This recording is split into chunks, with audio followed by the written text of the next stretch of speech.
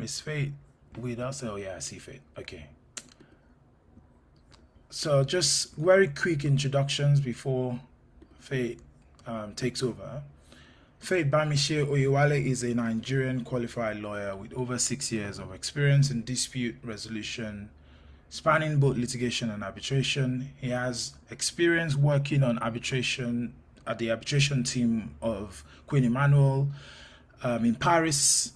Before his time at Q&E, Faith practiced at a tier 1 dispute resolution firm in Nigeria, where he was part of the team that successfully defended the University of Oxford in a negligence claim.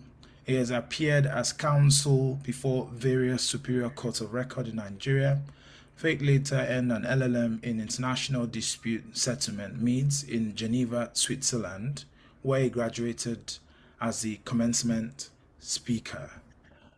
Welcome, Faith. The floor is yours, and I will present your slides in a moment. Serge, can you see me? Yeah, I can see and hear you. Okay. So I think you can share the slide now. Thank you.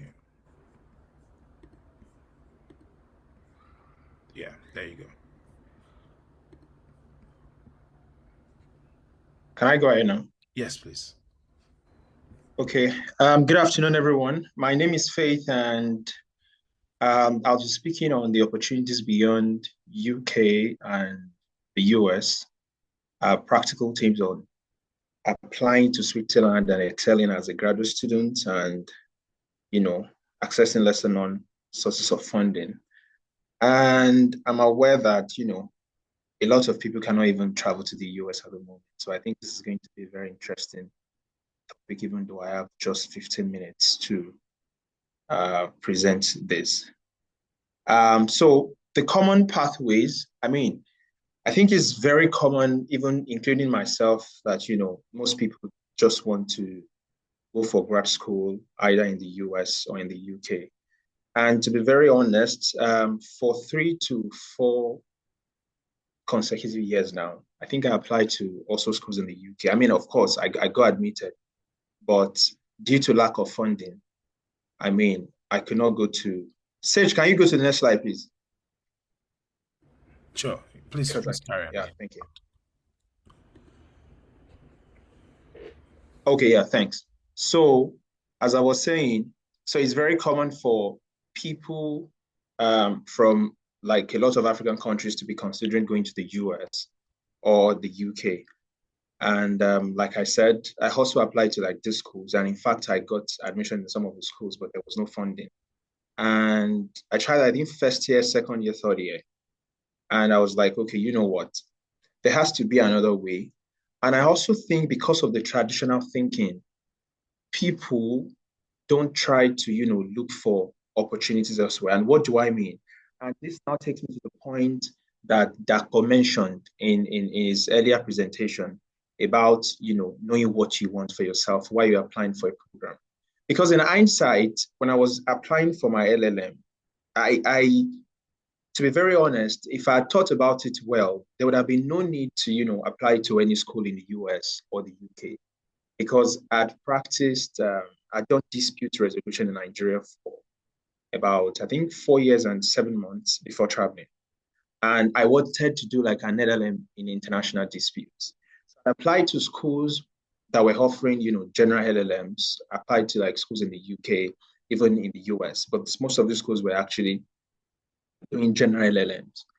But the school I eventually, went for my grad school was the MITS, which where I did international dispute settlement. That's where I did my master's. So if I had known, it would have made sense that, this is the school that you should go because it aligns with what I've been doing right from after law school till the time I traveled. But because of the traditional thinking, everybody has to go to the US or everybody has to go to the UK. I didn't think about it until I couldn't get funding. Now, next slide, Sage.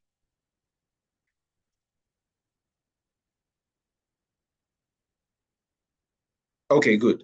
Now, so the next slide talks about why do you have to look beyond the US and the UK? And I state on my slide here that, people should actually chase opportunities and not countries. And what I mean is that we all don't have to go to the US. We all don't have to go to the UK. I don't know why somebody who probably wants to work in an international organization or who is probably doing international humanitarian law would not want to consider a place like Switzerland, right?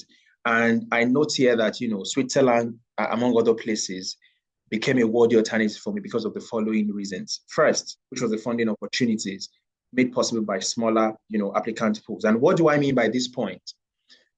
I'd applied to altogether, I'd applied to I think maybe 6 schools, both in the UK and in the US. I think I got 3 or 4 of them, but no funding. But I applied to MITS in Switzerland just once, and I got the admission and I got the full tuition scholarship. So what I'm saying is that at the time that I got the admission, I'm not sure there was anybody from Nigeria that got the admission. I mean, just saying out, I didn't know anybody at the time. And you could see that I noted Harvard General LLM and MITS Specialized LLM. And what I'm trying to say there is that whether you like it or not, at least if you check the stats, about average 4 to 5 Nigerians go to Harvard every year. And I can tell you with a chest beat of assurance that out of the 4 to 5 people that eventually go to Harvard, at least I usually know about 10 to 15 people, like very close people, who applied to Harvard for general LLM. In fact, there was a particular year that I applied to Harvard, and the night of the application, I was with 3 of my friends that we submitted the application together to Harvard. So what I'm trying to tell you is that it is so competitive that even if you're so competitive, you have the best portfolio, the best credential, it doesn't really guarantee you an admission, not to talk of funding.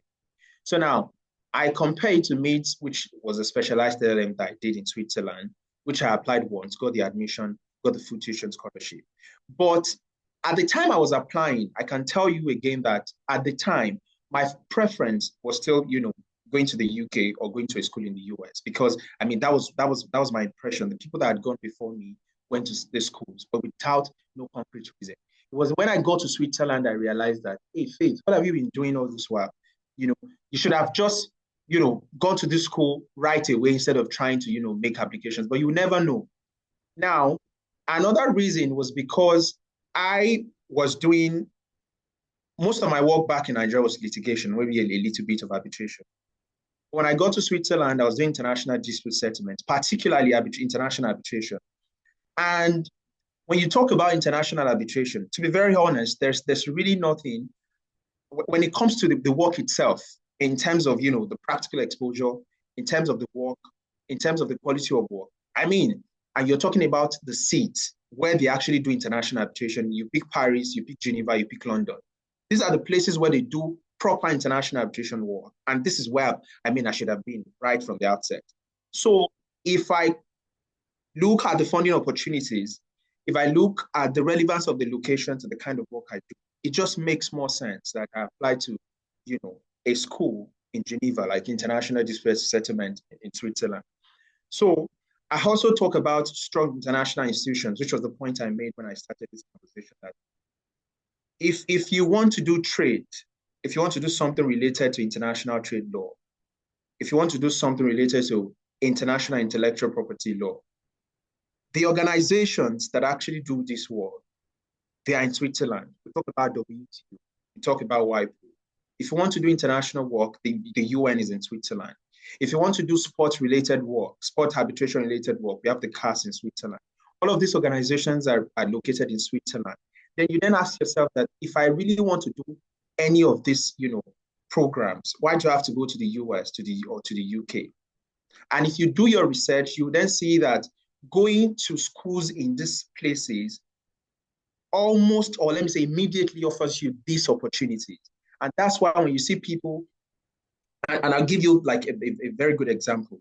When I was doing my master's in Switzerland, I think I went to the school 2024 September.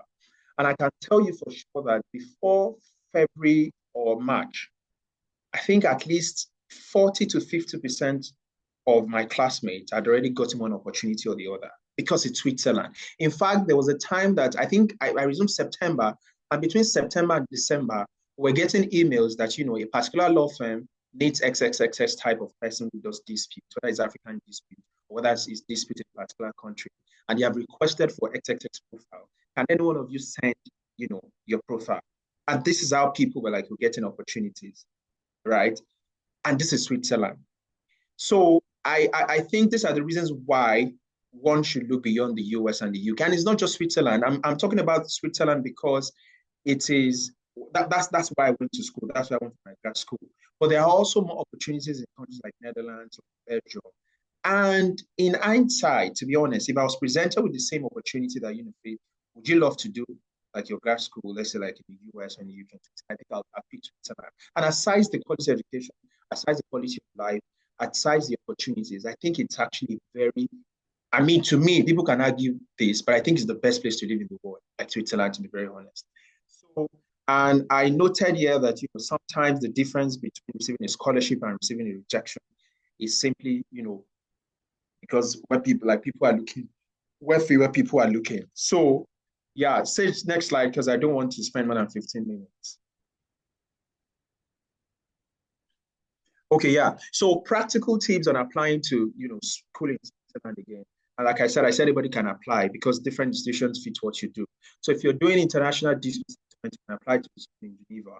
If you want to do a program, let's say in international law, you can apply to the Graduate Institute also in Geneva. If you want to do like a program, let's say in education, I think it's University of Bern, also in Switzerland.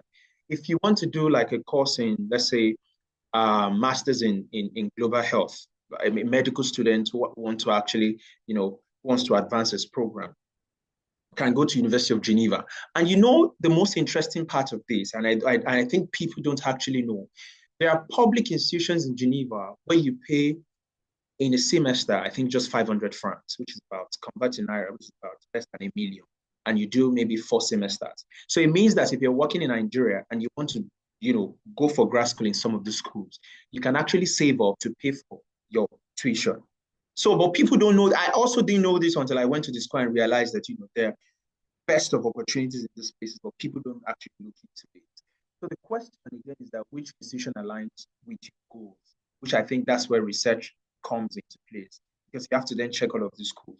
Because when I was doing my research and I found out that, there is a what's it called? There's a school in Geneva that does international dispute settlement, and that it offers like very beautiful opportunities after the program. I was so convinced that, okay, let me just try to go to this school. And again, like I said, it was so easy because when it comes to, when I was applying, a Sage or a Mujib or a Dapo or, any other person could have applied with me to a school, let's say like Cambridge or Oxford or Harvard. And these are people with incredible portfolio, with incredible credentials. Whether you like it or not, any of these people can get the admission. Do you understand? But Sage is not going to apply to the meets with me. No, Sage has always done finance.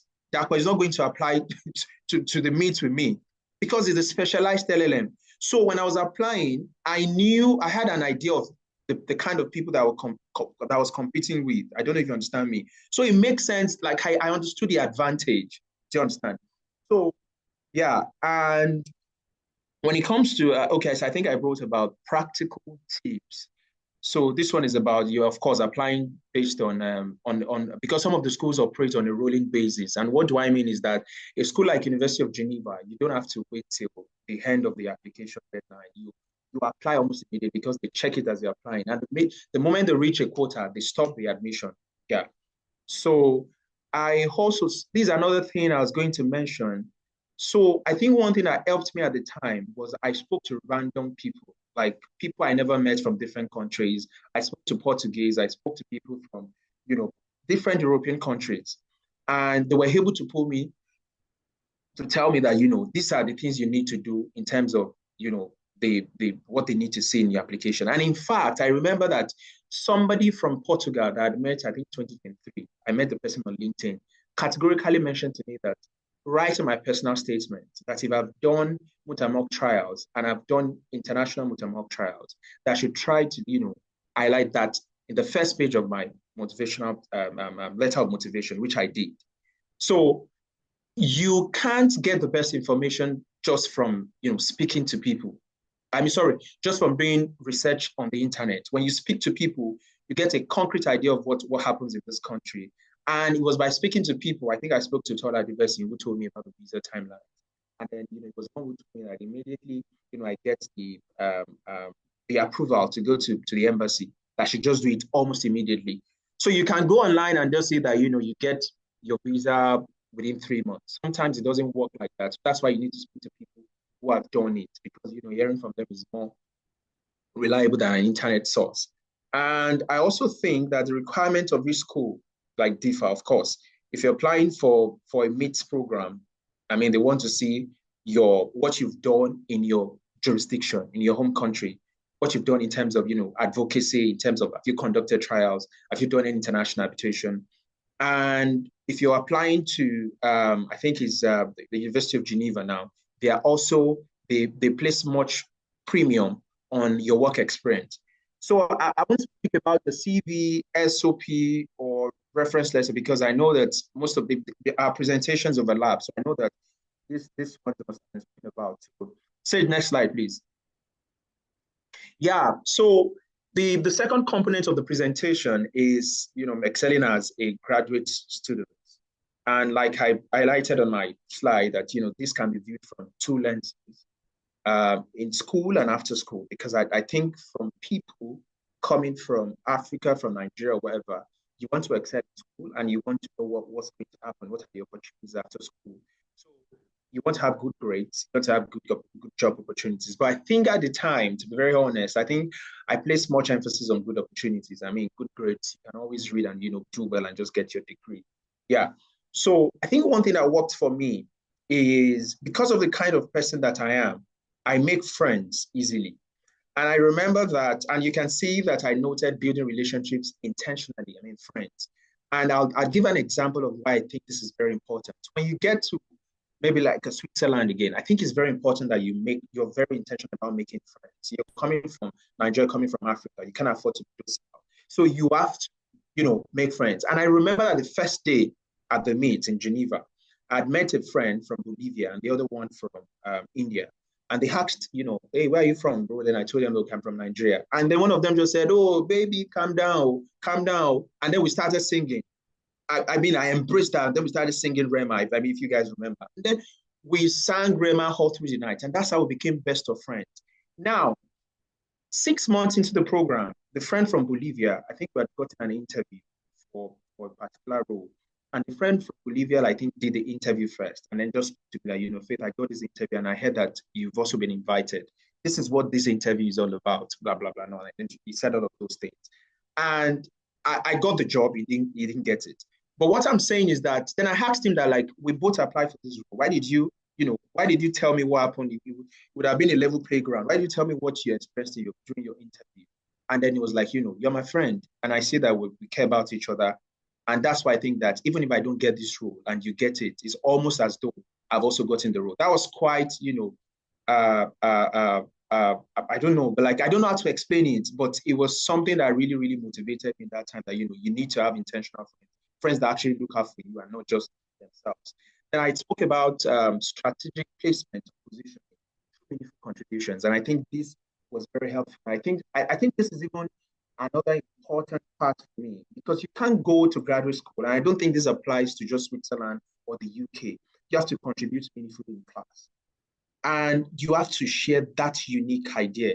And I remember one time in class we're discussing the P&ID case, which was fraught with corruption and different lawyers. And some of the students, because I was the only Nigerian in my class at the time. Yes, I was the only Nigerian, and about, I think, 23 in class. Very diverse class.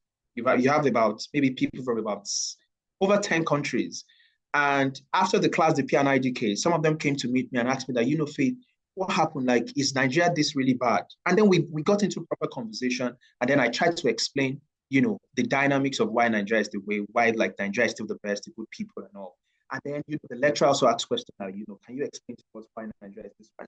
So my point is, you have to contribute meaningfully, especially in class. When you're talking about that your unique experience, what happens in Africa, because it was also a program that encouraged contribution, particularly from where you're coming from. So it's very important that you share that experience. You can't just keep quiet or keep it cool because you don't want to interact, especially if you're coming from again from Africa, Nigeria, because we want opportunities.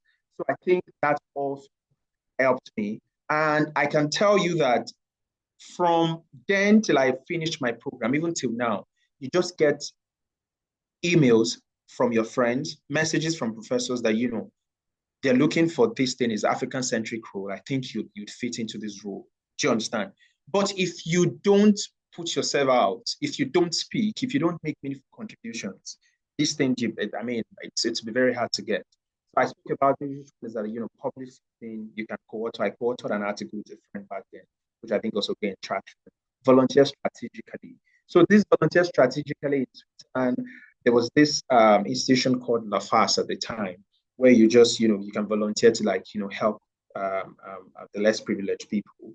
And there you meet all sorts of people. Like they understand your background, they know what you're doing, and then you talk about opportunities. And I remember a friend who from this volunteering got an internship with the is it IDRC? I can't remember now. And she's still in Switzerland now. So yeah, next slide, Sage. How many minutes, please, do I have? Just about 2 minutes left. So if you can. Okay, don't worry. I'll meet up. Yeah, next slide, please. Yeah, just 1 second. I think this is the last component. Yeah. Okay. Okay, yeah. So lesser known sources of funding. Okay, yes. I think this is the biggest challenge for everyone who wants to go to grad school because I don't have a father who is going to pay about 60, 70 million to go to grad school. So, and like we all know, we have immense talent from Africa. So people get, I know friends that have gotten admission into Oxford, into Harvard, into Cambridge, but they could not go because there was no funding. It wasn't just possible to pay that kind of. And then the common part is, you have the Fulbright, Commonwealth, and the likes. But if you do your research, if you speak to people, there are actually university-specific funding. And I give an example, the MIT. So I'll give you a context to this because I don't have just 2 minutes. When I applied to the MIT and I gave the admission, they sent me an email that, Faith, if you're interested in getting a scholarship, can you just let us know and provide, XXX documents, which I did.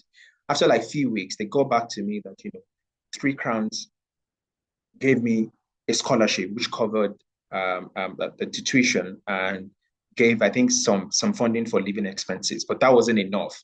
Now, something about the school that I went is that I had a friend who was not able to get a scholarship, but still, proceeded nonetheless. But while in the program, there are specific scholarships by different individuals who have done well in the field, and they offer 3,000, 5,000 francs, 5,000 here and there. And that's what I've stated here. I'm so sorry that this is very specific to my field. But one thing I can tell you for sure is that if you research very well, there are different scholarships everywhere. Now, this AAA ICDR Diversity Scholarship, my friend won that, and she also won the ICCA John Vida Fellowship Scholarship. I think she won about 5 to 6 scholarships after she already resumed the MIT, even though she didn't have money at the time. So what I'm telling you is that there are a lot of scholarships that when you do your research, aside the Fulbright, the Commonwealth, you will definitely get them. Then private individuals, very good. Now, when I got the full tuition in 2024 and the stipend, because Geneva is an expensive, it's quite expensive to live there. It's quite, yeah. The accommodation, the feeding and the likes, I think I still needed about in Naira. I think at the time I still needed about maybe like 30 million to go. And I checked my savings. I was like, no way. There was no way I could have, paid for all of this. So what I did was I sat down, and I think this is very important. I sat down and I thought about, if I can't get the money, what I can do is that I can reach out to specific individuals. And what I did was that I did my own research. And my research was on people who went to Switzerland, Nigerians who went to Switzerland, number one. Nigerians who went to Ife. Nigerians who, despite all odds, succeeded. Nigerians who, despite all odds, made very impressive grades while in school. So I narrowed my research to these individuals. I mean, they were not so many, but I was able to get a few of them. And I wrote an email to them, appealing to them that, you know what, I've gotten this admission, I've gotten XXX amount, I've gotten this funding, and I attach all the documents, letting them know that. But I'm not able to survive. And another thing I need to point out is that when you get an admission in Geneva, you can't work until after 6 months. So 6 months you can't work. John, you can't work until after 6 months. I wrote to them to let them know that, you know what, I can't work. If I can work, I wouldn't be doing this. I mean, can I get some assistance? Unfortunately, because they could resonate with my background, went to IFE, went to Switzerland, they also try to, fight hard to succeed in life. Different big individuals now. And a few of them were ready to to help. Of course, I got very good assistance from these people. So my point is that sometimes when you want to do some of these things, what you just need to do is to sit down, think through it. Like, who do I need to speak to? Who do I need to write to? Because one thing I've also found out is that when I was making this application, when I was appealing to these people, I even told them, I remember, because one of the people that assisted me requested for a physical meeting. And something I wrote in the application, in the appeal letter is that, one thing that I'm sure about is that I'll go for this master's, whether they help me. It was quite arrogant, but it wasn't arrogant. But I wanted them to know that if you help me, it's not the case that you are helping somebody who is going to go to the school, irrespective of whether you help or not. And one thing I've realized about people is that they actually want to help when they know for sure that you're going to succeed at something. They want to be part of the success story. I don't know if you understand. So I think that's very important. So I told them that, I have XXX amount in scholarship, in the living expenses. I have about, let's say, like 50 to 60 million. I need XXX amount from you. And I think you should be able to. So do you understand? So the man even mentioned that, that was something that pushed to go, that, you actually know what you're doing. So I think people should also think in that direction. People that can resonate with your journey. Because this is why I come in. I also know somebody who wrote to somebody. And then the big person responded to this, my friend, and said, you know what? Rather than go to Ivy League school, just stay back in Nigeria and then just also. That's very discouraging, right? But the person could not, he couldn't relate to what you're bringing to him, which is quite understandable. Yeah. So that's about private individuals. Sage, I think this is the last slide now. Yeah, no, yes, just I'm conscious that we've now really overshot time. So So I think I'm done now. Just closing remarks for people. Next slide, Sage. That's the last slide. Yeah. I'm not sure whether I can see. But it's fine. I can't see the slide, but I think it's closing remarks, just telling people that, the biggest obstacle is not really it's not showing now. No? Yeah, it's fine. I can't see it on mine, but it's fine. I think it's okay. Right. So thank you guys. I'm sorry I had to be fast, but as somebody who's good it, and you have to. Thank you so much. Yeah. Thank you so much, Faith. I know this is an impossible task, asking people to share so much value and all of their experiences in 15 minutes. And all of you have indeed tried your best to cram all that information into 15 minutes. So I really appreciate it. I think one thing that stuck with me is what you said about the psychology of fundraising, and that's how I like to describe it. So when you're writing to people to support your application, or writing to individuals to fund your masters, people are reluctant if they think their £5,000 or £10,000 is only a drop in the ocean. And this is just the psychology of fundraising in general. But people are more likely to support you if they know that, like £10,000 is what stands between you and achieving your goal, or your dream. So it's more likely they're more likely to support if they know that, like, you're already on your way there, regardless of their support. So yes, thanks for that. And I think the other thing you said, I that really resonated was the point about building relationships whilst you are on these programs. Because these universities, I don't think the education is special. You can probably learn some of these things on YouTube, but the relationships in these universities and like the access that you have to future presidents of their countries and future executive is one that you can't squander, because how are you any different from someone who didn't go to these universities if you don't build those relationships? So that, I think that's very important. So I'll speed up now to introduce Kaya, who will be speaking specifically on how to write a compelling PhD proposal and practical tips on how to find a supervisor. So for those of you who are maybe applying for a master's now, but someday you want to apply for a PhD, and I'm sure some of the knowledge she'll be sharing will be transferable, and you can also use them for your master's application, especially for those writing or applying for a research master. So I would encourage everyone to stay, because every session is very valuable. So I don't want to lose any of us. So I'm going to skip very quickly now to introduce Faye. Sorry, I beg your pardon, Kaya. So Kaya is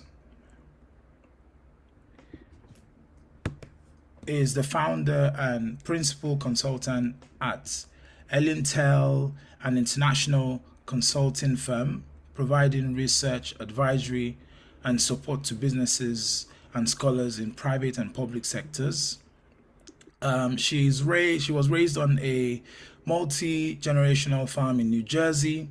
Dr. Ellie's work is deeply rooted in community, lineage, and collective responsibility. She earned a BA in psychology from North Carolina A&T State University, becoming the third generation in her family to attend HBCU. There, she conducted neuroimaging research using an EEG and contributed to state and federally funded research for RTI International and North Carolina Department of Health. She pursued a PhD in psychology at the University of Cambridge. Following her doctorate, Dr. Ellie furthered her expertise at a national consulting firm where she advised executives on policy evaluation and multi-site large-scale initiatives. When a community can convince her to stop working, she enjoys sleeping, weightlifting, going to the beach, and golfing. Guys, if you can, and I've tried